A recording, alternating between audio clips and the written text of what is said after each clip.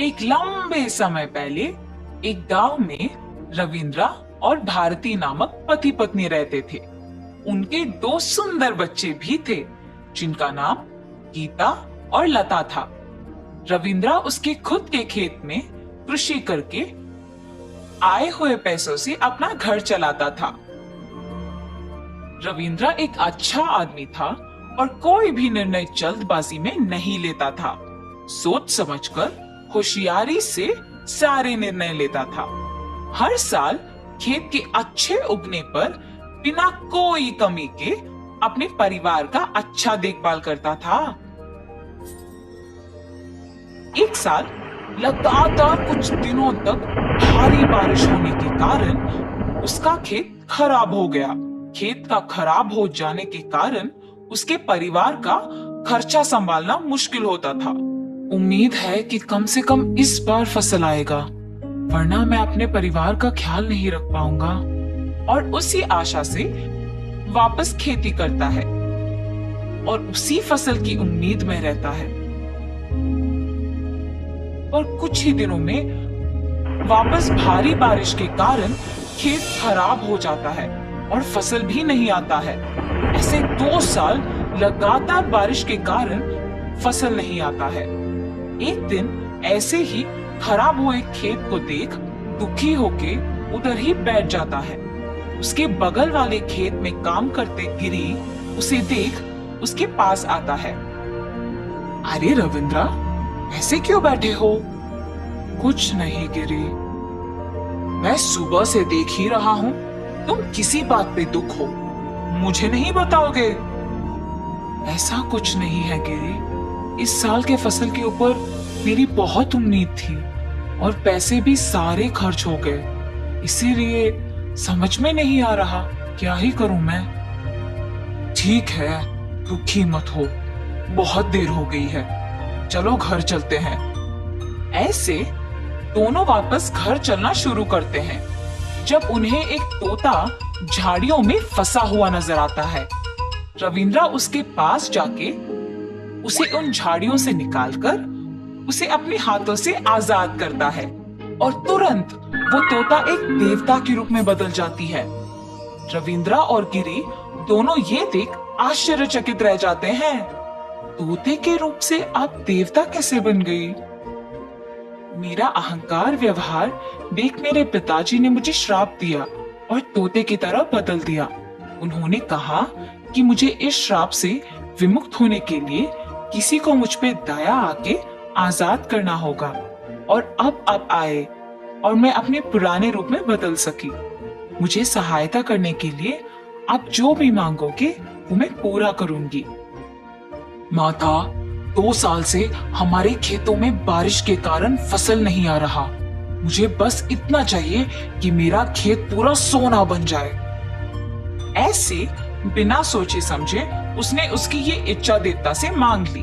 तुम भी पूछो रविंद्रा, तुम क्या चाहते हो? मुझे गिरी की तरह जल्दबाजी में नहीं बल्कि सोच समझकर मांगना होगा।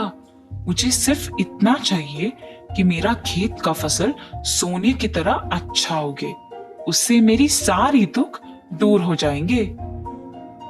तुम बिना कुछ बोले बस सोच में पड़ गए। भारी बारिश के कारण मेरा भी खेत खराब हो गया है और फसल नहीं आया। मुझे बस इतना चाहिए कि मेरा खेत का फसल सोने की तरह अच्छा उगे। मंजूर है, तुम दोनों की इच्छा पूरे किए जाएंगे। ऐसे कह के देवता वहां से गायब हो जाती है। रविंद्रा, चलो जाके देखते हैं कि देवता की बात सच हुआ कि नहीं। ठीक है, चलो गिरी। रविंद्रा और गिरी दोनों खेत देखने जाते हैं। दूर से गिरी को खेत चमकता हुआ नजर आता है और तुरंत गिरी अपने खेत को जाता है और देखता है कि उसका खेत पूरा सोने की तरह चमक रही है और वो देख वो बहुत खुश हो जाता है। मेरा खेत पूरा सोना हो गया, अब मैं बिना कोई चिंता के बहुत खुशी से जी सकता हूँ। और ऐसे जब पास आके देखता है तो मिट्टी भी चमक रही होती है। ये क्या, मिट्टी भी सोने की तरह चमक रही है?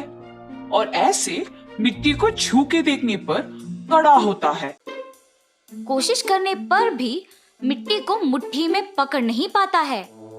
मिट्टी इतना कड़ा क्यों है? इस मिट्टी में से क्या फसल को निकाल सकते हैं? रविंद्रा? और ऐसे फसल को खींचने की कोशिश करता है, पर फसल भी कड़ा होता है और बाहर नहीं निकलता है। अय्यो, अगर मैं भी उसी के तरह फसल के बदले में खेत को सोने की तरफ बदल देने के लिए मांगता तो शायद ऐसे ही होता। और ये खेत तो अब कोई भी काम की नहीं है, अब मैं क्या करूं? और ऐसे दुखी होता है। क्या रविंद्रा का भी खेत ऐसे ही हो गया होगा? रविंद्रा, चलो जाके तुम्हारा खेत देखते हैं। ठीक है, चलो गिरी। और वहां से दोनों रविंद्रा के खेत की ओर निकलते हैं। रविंद्रा के खेत में पूरा फसल उग के हरा भरा निखरता है। हवा की वजह से हल्का सा सारा फसल इधर उधर लहराता है। गिरी शक में जाके रविंद्रा के खेत में से फसल खींच के देखता है तो वो बहुत आसानी से आ जाता है और ये देख दुखी होके रविंद्रा के पास जाता है। गिरी, तुम मेरा खेत देख इतना दुखी क्यों हो? क्योंकि उस देवता ने मुझे धोखा दिया है। तुमने और मैंने एक ही चीज मांगी थी, पर मेरा खेत पूरा सोना बन गया और तुम्हारा खेत पूरा हरा भरा फसल के साथ निखर गया। ऐसे देवता को कोसते रहता है जब वो वापस प्रकट होती है। गिरी, तुम मुझे क्यों कोस रहे हो? तुमने यही कहा कि तुम्हें तुम्हारा खेत पूरा सोना होना चाहिए और मैंने वही किया। रविंद्रा ने ये कहा कि उसको उसकी खेत का फसल सोने की तरह उगना चाहिए और वही हुआ। ऐसे कहकर वहां से गायब हो जाती है। अरे रे, मेरे जल्दबाजी के वजह से ही ये सब हुआ है। ये सोच दुखी होता है। क्यों दुखी हो तुम गिरी? चिंता मत करो, मेरा फसल अच्छा आया है ना, उसको मुझे बेचने दो। जो पैसे मिलते हैं उसे हम आधा आधा बांटेंगे। रविंद्रा, अगर मैं तुम्हारी जगह होता तो बिल्कुल ऐसे नहीं करता। मैंने लालच में ठीक से सोच समझकर निर्णय नहीं लिया। तुम्हारी तरह फसल का अच्छा उगना मांगना था, मगर जल्दबाजी में मैंने सोने का खेत मांग लिया था। अब से मैं कभी भी जल्दबाजी में फैसला नहीं लूंगा। कुछ महीने बाद रविंद्रा का फसल उगता है और वो उसे बेचता है और रविंद्रा उसके वचन के अनुसार आधा पैसा गिरी को दे देता है। उससे वो दोनों खुशी खुशी जीते हैं।